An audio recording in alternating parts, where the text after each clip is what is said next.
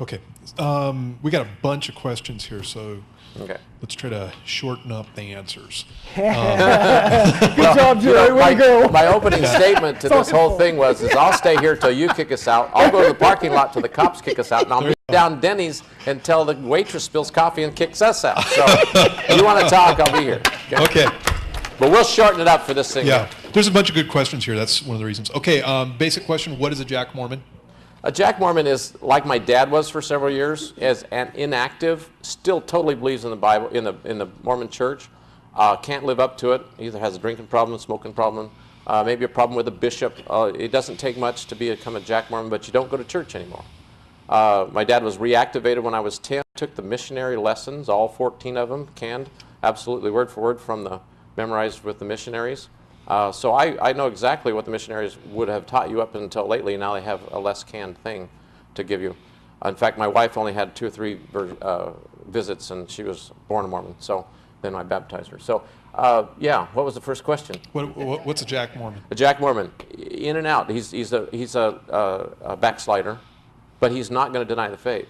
In fact, he's one of the toughest ones to talk to because they don't know the faith well enough to converse. First, you have to teach them and show them that the 101st section of the Doctrine and Covenants says you'll only have one wife and no more. And the 132nd section says you've got to have more than one wife to go to heaven. So the 101st section was taken out, the 1835 edition, and the 132nd section was put in. So you have to show them things that they've never seen before. Okay. What would you say to the LDS? LDS, by the way, means Latter-day Saints. What would you say to the Latter-day Saints here that believe that those that leave the Latter-day Saint Church are all guilty of adultery or grievous sins? How many are really leaving the church? A lot of them are becoming Jack Mormons or just kind of just go away. They baptize a lot. I mean, they baptize a lot a day. They've got 40,000 missionaries in the field baptizing. That's more than a whole Southern Baptist convention, like 3 times. So they've got a lot of people out there baptizing people.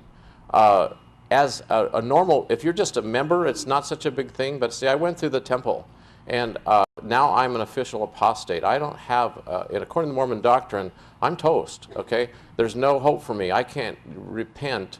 I can go back to the church, but as long as I stay an apostate, there's no hope for me. There's a couple of ways to go to hell in the Mormon church, and that's go through the temple, then commit adultery, leave the church, kill someone, okay?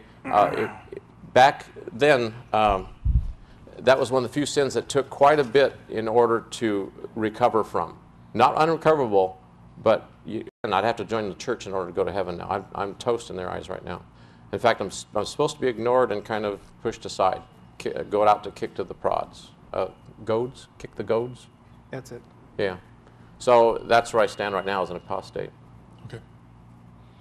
All right.